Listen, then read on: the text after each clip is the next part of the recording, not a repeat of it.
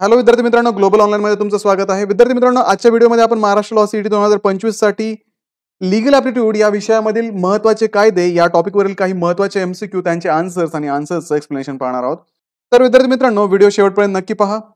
मित्रांनो, Maharashtra law CET 2025 साठी 3 year CET आणि 5 इयर सीईटी या दोन्ही कोर्सेससाठी लाईव्ह क्लासेस ग्लोबल ऑनलाईन मध्ये सुरू करण्यात आलेले आहेत. या कोर्समध्ये तुम्हाला संपूर्ण अभ्यासक्रमावरती आधारित डेली लाईव्ह क्लासेस मिळतात. संपूर्ण अभ्यासक्रमाचे रेकॉर्डेड व्हिडिओ लेक्चर्स, संपूर्ण अभ्यासक्रमाच्या नोट्स, तसेच 50 पेक्षा अधिक मॉक टेस्ट आणि 2000 पेक्षा अधिक एमसीक्यू सुद्धा तुम्हाला या बॅच मध्ये प्रोव्हाइड केले जातात. तर विद्यार्थी मित्रांनो, हा कोर्स जॉईन करण्यासाठी स्क्रीनवरती दिलेल्या नंबरवरती तुम्ही व्हॉट्सअप करू शकता. की लाईव्ह बॅच आहे ती 17 मार्च 2025 पासून म्हणजे सोमवारपासून सुरू होत आहे. तर या कोर्सला जॉईन करण्यासाठी तुम्ही प्ले स्टोरवरती जाऊन ग्लोबल ऑनलाईन ऍप डाउनलोड करून त्यामध्ये सुद्धा तुम्ही हा कोर्स परचेस करू शकता. प्रश्न आहे, when was the societies registration act enacted? Societies registration कायदा केव्हा लागू करण्यात आला? तर विद्यार्थी मित्रांनो, सोसायटीज रजिस्ट्रेशन कायदा जो होता तो सोसायट्यांचं नियमन करण्यासाठी होता आणि हा 1860 साली लागू करण्यात आला. त्याच्यामुळे ऑप्शन डी 1860 हे या प्रश्नाचं करेक्ट आन्सर असेल. पुढचा प्रश्न आहे, when was the Indian evidence act enacted? भारतीय पुरावा कायदा केव्हा लागू करण्यात आला? तर विद्यार्थी मित्रांनो, भारतीय पुरावा कायदा हा 1872 साली म्हणजे ऑप्शन सी याचं करेक्ट आन्सर असणार आहे. पुढे आहे, what is the purpose of Indian contract act 1872? भारतीय करार कायद्याचा उद्देश काय आहे? करार करणाऱ्या ज्या दोन पार्ट्या असतात त्यांच्यामध्ये जे रिलेशनशिप आहे ते रेग्युलेट करण्याचं काम हा करार कायदा करतो. त्याच्यामुळे option B to define and regulate contractual relationship याचं करेक्ट आन्सर असेल. पुढे आहे, which of the following is not a negotiable instrument under the negotiable instrument act 1881? चलनयोग्य हत्यार कायद्यानुसार खालीलपैकी कोणते चलनयोग्य हत्यार नाही किंवा चलनयोग्य साधन नाही? ऑप्शन्स आहेत promissory note, bill of exchange, cheque आणि डिमांड ड्राफ्ट. तर विद्यार्थी मित्रांनो, डिमांड ड्राफ्ट जे आहे ते चलनयोग्य साधन नाहीये, त्याच्यामुळे ऑप्शन डी इथे करेक्ट आन्सर असेल. The age of consent act 1891 raise the age of a consent from dash dash to dash dash year. वय संमती कायद्यानुसार संमतीचे वय डॅश डॅश वरून डॅश डॅश वर्षावर नेण्यात आले. तर हा जो वय संमती कायदा होता 1891 चा, तर याच्यानुसार संमतीचं जे वय आहे ते 10 वरून 12 वर्षावरती नेण्यात आलं.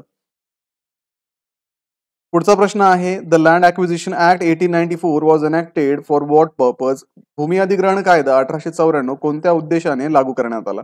तर विद्यार्थी मित्रांनो, हा जो भूमी अधिग्रहण कायदा होता 1894 चा, त्याच्यामध्ये सार्वजनिक वापरासाठी जमिनीचं अधिग्रहण करण्यासाठी हा कायदा लागू करण्यात आला होता.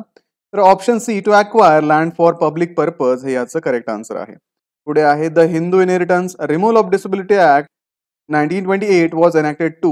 हिंदू वारसा अपात्रता हटवणे कायदा 1928 कशासाठी लागू करण्यात आला होता? या कायद्यापूर्वी हिंदू वारसा हक्कामध्ये जे व्यक्ती फिजिकली किंवा मेंटली डिसेबल असतील अशा व्यक्तींना प्रॉपर्टीमध्ये समाविष्ट केलं जात नव्हतं.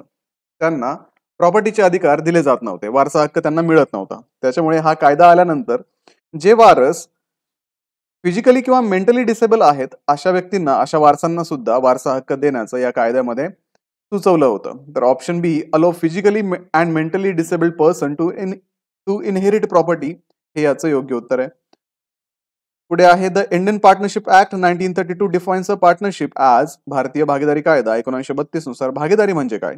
तर विद्यार्थी मित्रांनो, भारतीय भागीदारी कायदा 1932 नुसार भागीदारी म्हणजे दोन व्यक्तींमध्ये असणारं बिझनेस रिलेशनशिप ज्याच्यामध्ये ते प्रॉफिट शेअरिंग वरती म्हणजे नफ्याच्या वाटपाबद्दल एकमेकांसोबत ते ऍग्री असतात किंवा नफ्याचं वाटप ते एकमेकांसोबत त्या बिझनेस मधून करतात. तर option C a relationship between person who share business profits, option C याचं योग्य उत्तर आहे.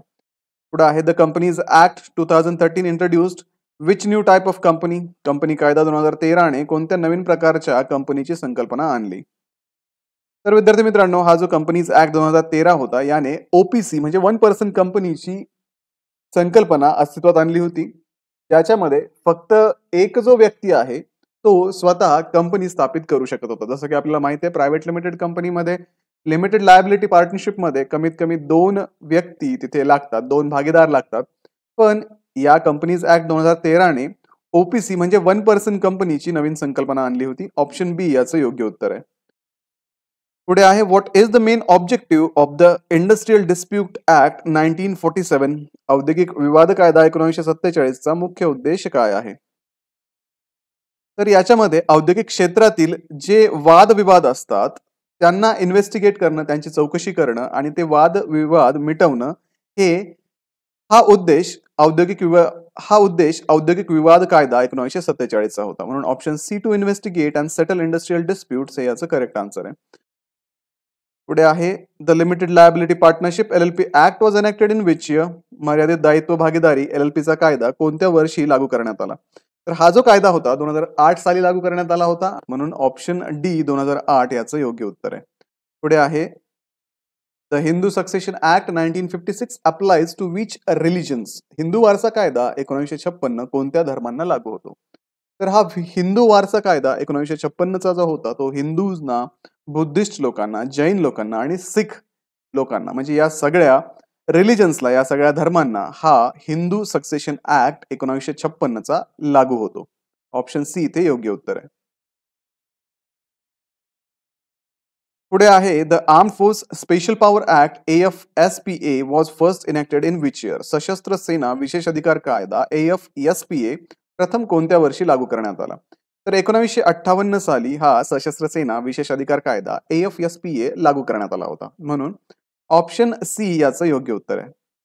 पुढे आहे the prevention of cruelty to animal act 1960 led to creation of a which organisation. प्राणी क्रूरता प्रतिबंधक कायदा 1960 मुळे कोणती संस्था स्थापन करण्यात आली? तर विद्यार्थी मित्रांनो, animal welfare board of India AWBI हे याचं योग्य उत्तर आहे. तर या कायद्यानुसार या संस्थेची स्थापना करण्यात आली होती. म्हणून ऑप्शन बी इथे करेक्ट आन्सर असेल. Wien was the income tax act enacted. आयकर कायदा केव्हा लागू करण्यात आला? तर 1961 साली आयकर कायदा लागू करण्यात आला होता. ऑप्शन सी इथे योग्य उत्तर आहे. पुढे आहे the advocate act 1961 established which regulatory body. Advocates कायदा 1961 ने कोणते नियामक मंडळ स्थापन केले? तर विद्यार्थी मित्रांनो, ॲडव्होकेट कायदा जो होता 1961 चा त्या कायद्याने बार काउन्सिल ऑफ इंडिया म्हणजे BCI ची स्थापना केली गेली होती. म्हणून ऑप्शन बी इथे करेक्ट आन्सर आहे. The apprentice act 1961 was introduce to promote. Apprenticeship कायदा 1961 कोणत्या उद्देशासाठी लागू करण्यात आला होता? तर विद्यार्थी मित्रांनो, याच्यामध्ये जे अप्रेंटिस असतात त्यांचं स्किल डेव्हलप करणं आणि त्यांना ट्रेनिंग देणं याच्यासाठी उद्योगधंद्यांना गाईडलाईन्स देण्यात आला होता. त्याच्यामुळे याचं योग्य उत्तर आहे option A skill development and training. पुढे आहे which act was pass to control gold position in India. भारतात सोने धारणेवर नियंत्रण आणण्यासाठी कोणता कायदा लागू करण्यात आला?